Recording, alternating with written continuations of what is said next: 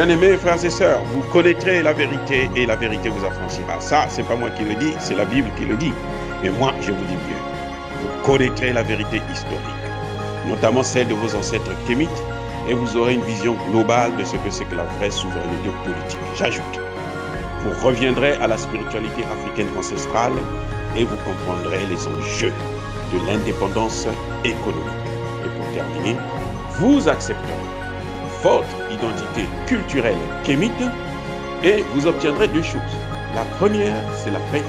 La seconde, c'est le développement, à une condition. L'unité de toute l'Afrique noire, l'unité de tous les Noirs du monde entier. Otep à tous, bienvenue sur la chaîne des panafricanistes par essence, par conviction et par excellence. Celle des citoyens kémites par nécessité et obligation de combat. Nous sommes une chaîne qui n'est guidée que par nos ancêtres et rien que par les ancêtres qui appartiennent à l'égrégore du monde noir. Par conséquent, nous ne croyons en aucun Dieu venu de l'étranger. Toutefois, cette vidéo n'est aucunement destinée à inciter à la haine ou à la violence, car nous menons un combat qui est d'abord et avant tout spirituel, intellectuel et démocratique. Ensuite, il est politique, géopolitique et géostratégique contre l'impérialisme, le colonialisme, le néocolonialisme et l'endocoloniat, qui sont tous qualifiés de crimes contre l'humanité. Nous menons ce combat sur la base du principe fondamental que nous avons hérité de nos ancêtres kémites, qui est celui de la Mahat, c'est-à-dire solidarité, vérité et justice. Vous êtes donc en droit de connaître la vérité et nous avons l'obligation de vous dire la vérité, rien que la vérité, afin que justice soit rendue au continent africain. Et ça, c'est notre modeste contribution dans cette noble lutte en faveur de la souveraineté, la dignité, la solidarité et l'unité africaine. C'est exactement cela que nous appelons le panafricanisme. Bien-aimés frères et sœurs, ne commettez jamais l'erreur de comparer l'initiation maçonnique ou rosicrucienne à l'initiation africaine. Je répète, l'initiation maçonnique ou rosicrucienne est différente sur tous les plans de l'initiation africaine. Je répète, il n'y a aucun point de jonction, de liaison entre l'initiation maçonnique ou l'initiation rosicrucienne ou des autres sectes occidentales avec l'initiation africaine. Je l'ai déjà dit dans plusieurs de mes vidéos, je vais encore répéter cela. L'initiation maçonnique ou rosicrucienne, c'est une initiation humaine. C'est une initiation basée sur une fraternité dangereuse qui fait mal à l'Afrique.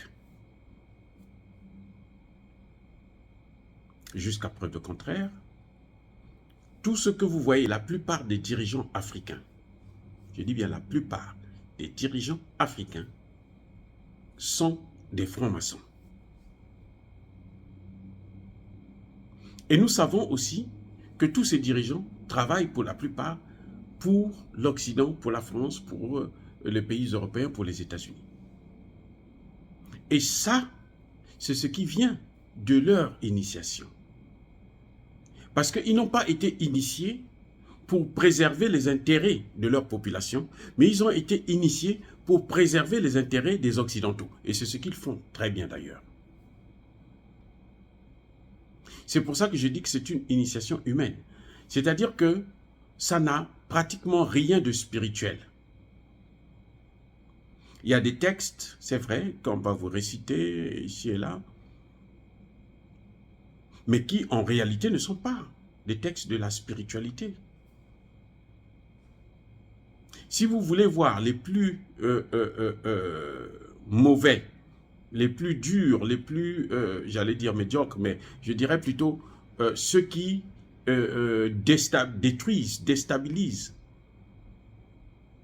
notre système social, économique, même politique, ils ont été initiés dans la franc-maçonnerie, dans la Rose-Croix, ainsi de suite. Donc, ce n'est pas une initiation au sens africain du terme. L'initiation africaine, c'est une initiation universelle, c'est-à-dire que plutôt, c'est une initiation spirituelle. Pourquoi je dis ça? Parce que lorsqu'on fait l'initiation africaine, ce n'est pas celui qui vous initie qui fait le vrai travail. En fait, ce sont les ancêtres qui font le vrai travail. Alors que dans l'initiation maçonnique, c'est l'homme qui vous initie, c'est votre supérieur hiérarchique qui fait le travail. Au nom d'un supposé Dieu, au nom de Jésus. Alors que chez nous, déjà, nous pratiquons le culte des ancêtres. Nous respectons les morts. Pour nous, ils ne meurent pas, ils transitent. Ils vont dans un autre monde. Et ils travaillent pour nous. Ils sont dans un monde de la justice. Ils ne vont pas faire la guerre inutile. Non, ils ne vont pas faire une guerre pour aller piller les matières premières d'un pays. Non. Vous ne pouvez pas être initié et vous partez voler les affaires de quelque chose, le bien d'autrui. Il y a une grande différence. Chez nous, l'initiation est spirituelle. Ce sont les esprits qui font le travail. Quand vous êtes initié, quand on vous initie, ce sont les esprits qui font le travail. Lorsque vous êtes initié, vous êtes accompagné par des esprits de vos ancêtres, bien entendu. Et ces esprits-là ne travaillent que dans et pour la justice. Ils ne vont pas vous soutenir lorsque vous partez tuer les gens. Non, ils ne seront pas avec vous, ils vont vous lâcher.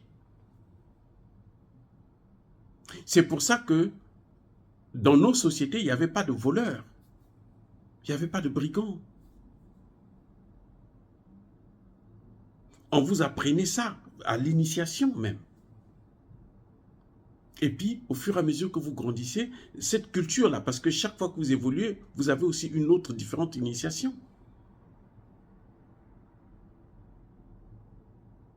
Quand vous allez prendre la chose d'autrui, ce n'est même pas cette personne-là, le propriétaire, qui viendra vous punir, non. Ce sont vos esprits, ce sont les esprits qui vous suivent, que vous avez reçus lorsque vous avez été initié. Eh oui. Chez nous, on ne fait pas l'initiation pour aller faire du mal à l'autre. Non, ce n'est pas possible. Alors que la franc-maçonnerie, on vous initie, c'est un club où les gens sont là pour travailler pour le bien des Occidentaux. Eh oui. On dit que ce sont des frères, mais leur rôle, leur but, c'est faire plaisir aux Occidentaux. C'est donner aux Occidentaux tout ce qu'ils demandent dans vos pays. C'est pour ça que eux, quand ils vous initient, ce sont eux qui vous aident, qui vous accompagnent, qui vous propulsent, qui vous lancent, qui vous donnent des postes dans votre propre pays. Ce sont eux qui vous introduisent aux autorités de votre pays qui ont été initiés avant vous, pour qu'eux, ils puissent vous caser, quelle que soit votre incompétence. Eh oui. C'est ça. Donc, il y a une grande différence. Il ne faut pas mettre les deux sur le même pied d'égalité. C'est pour ça qu'eux, d'ailleurs, ils ne font même pas de miracle. Vous êtes initié, mais bon, c'est juste un club. Bon, quand tu as besoin du travail, tu vas voir un frère qui est initié comme toi, et lui, il te prend, il te place. Alors, chez nous, il y a la possibilité de miracle. Quand vous êtes bien initié, quand vous respectez les règles, vous faites des merveilles. Dans votre vie, la société et tout. Vous n'êtes pas quelqu'un qui est là, qui ne fait que subir, qui est là, qui fait les choses à sa tête. Non. Parce que vous êtes guidé. Vous êtes guidé par les esprits. Vous êtes guidé par les esprits de vos ancêtres. Et l'initiation, c'est justement vous mettre en contact, en liaison avec ces esprits-là, pour que vous puissiez marcher avec eux. Et chaque fois que vous commettez, vous sortez de la ligne droite, des valeurs morales et spirituelles qu'on vous a apprises, les esprits-là s'écartent, ils s'éloignent. Et vous avez même la possibilité de les perdre définitivement. Eh oui. Donc, ce n'est pas la même chose. Et je pense que chacun de vous peut l'expérimenter, chercher à faire des recherches là-dessus, vous allez le constater. Ils sont venus chez nous. Certains se sont fait initier dans nos rites. Ce qui d'ailleurs ne se fait pas. Mais les esprits, là, comme ils ne les connaissent pas, ils ne peuvent pas les suivre. Donc quand ils reviennent, c'est des coquilles vides. Il n'y a rien, puisque les esprits ne vont pas les suivre. Vous croyez que les esprits de vos ancêtres vont suivre un étranger, quelqu'un qui vient, qui d'ailleurs, chez lui là-bas, parce qu'il voit tout. Quand on vous initie là, il voit ce que vous êtes, il connaît ce que vous avez fait avant d'être initié. Ils vous suivent, ils vous regardent, ils vous contemplent. Ils savent qui vous êtes. Et ils ne peuvent pas vous suivre, non. Donc celui qui fait l'initiation, il perd son temps. Il perd son temps. Parce que les esprits, eux, ils n'agissent que dans la justice, dans la vérité. Tant qu'il n'y a pas la vérité, vous n'êtes pas juste, ils ne vont jamais être avec vous. Ils ne vont jamais vous suivre. Vous avez beau faire citer, réciter des textes d'initiation, ça ne servira à rien. Déjà, un étranger n'a pas le droit d'être initié dans nos rites. Non, ce n'est pas possible. Ça ne se fait pas. Ceux qui le font, ils abusent déjà de leur pouvoir. Mais quand ils le font, ben, ils font un travail nul parce que les esprits ne vont pas les suivre. Puisque les esprits là respectent les règles. Si vous ne respectez pas les règles, les esprits là vont respecter les règles.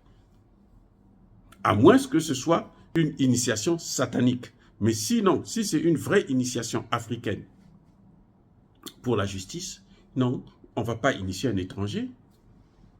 Non. Même entre nous les Noirs, quand dans une famille, tu ne peux pas venir hériter de l'initiation d'une autre famille. Parce que les esprits là ne te connaissent pas. Au contraire, c'est même très dangereux, puisqu'ils peuvent te faire du mal. Oui. Comment vous allez venir introduire quelqu'un qu'on ne connaît pas? Non. À moins que ce soit, bon, vous avez été lié par exemple avec votre femme par le lien du mariage, des trucs comme ça. Peut-être, là encore. Mais en général, ça ne se passe pas comme ça. Chaque famille a ses esprits qui gouvernent, qui contrôlent. Et cela, quand on initie donc les membres de la famille, on n'initie pas les étrangers. Pire encore, des gens qui ont passé leur temps, nos ancêtres là, qui ont tué nos ancêtres, ces mêmes ancêtres là, ils vont les suivre encore pour les aider à régler leurs problèmes. C'est faux, archi faux, archi faux.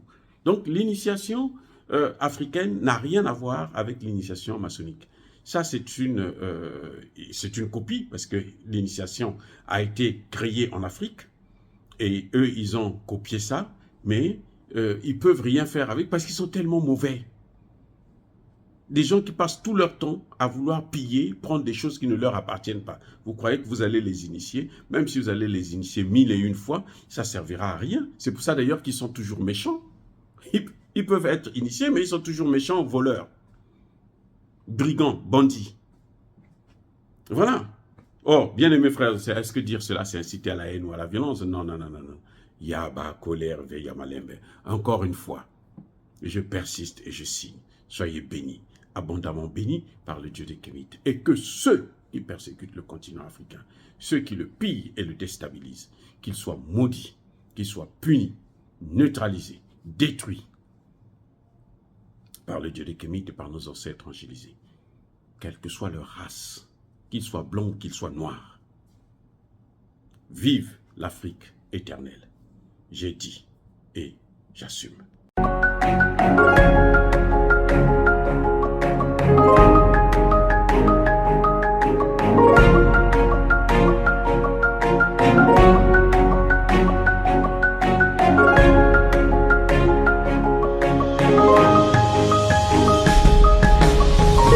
Eux, ils marchent par la foi et non par la vue.